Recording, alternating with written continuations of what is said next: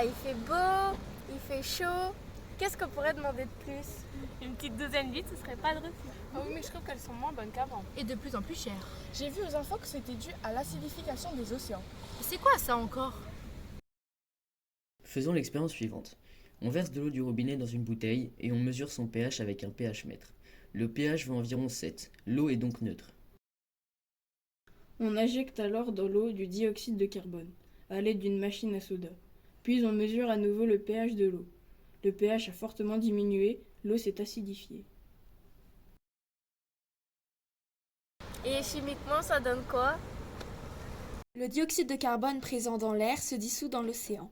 Il se transforme alors en acide carbonique et finalement en ion hydrogénocarbonate et en ion hydrogène H+. Plus la concentration en ion hydrogène est élevée, plus le pH est faible et l'océan est acide. Mais c'est quoi le rapport avec les huîtres? Et en s'acidifiant, finalement, ce que l'on observe, c'est une modification profonde de la chimie de l'eau de mer.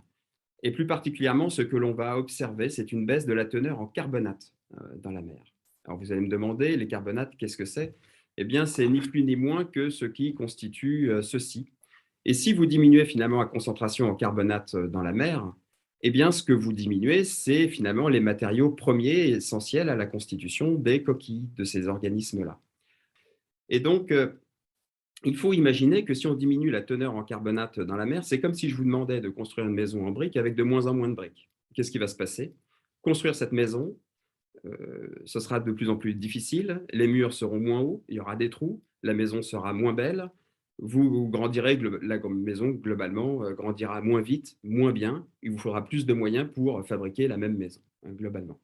Donc ce que vous enlevez, finalement, c'est les matériaux constitutifs de ces organismes-là.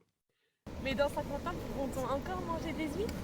Ce que l'on sait, c'est que globalement, l'huître creuse est plutôt une espèce assez tolérante à ce problème-là d'acidification, même si les larves présentent une sensibilité accrue.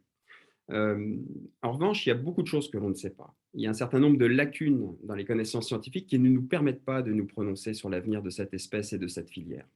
Et notamment, ce que l'on ne sait pas, c'est quels sont les effets à long terme de l'acidification et du réchauffement. C'est pour ça qu'il nous faut aujourd'hui faire des expérimentations sur plusieurs générations. Et sur des modèles comme l'huître creuse, faire des expérimentations sur plusieurs générations, c'est assez long parce que les temps de génération sont assez longs. Donc on parle d'expériences sur plusieurs années. Et nous, ce qu'on espère faire aujourd'hui, c'est exposer au moins 3 générations d'huîtres creuses pour regarder cet aspect-là d'adaptation. Et puis, comme dans tout projet de recherche, on aime bien trouver des solutions. Et notamment, une piste assez prometteuse, c'est la végétalisation des élevages, c'est-à-dire d'associer, par exemple, des huîtres avec des algues.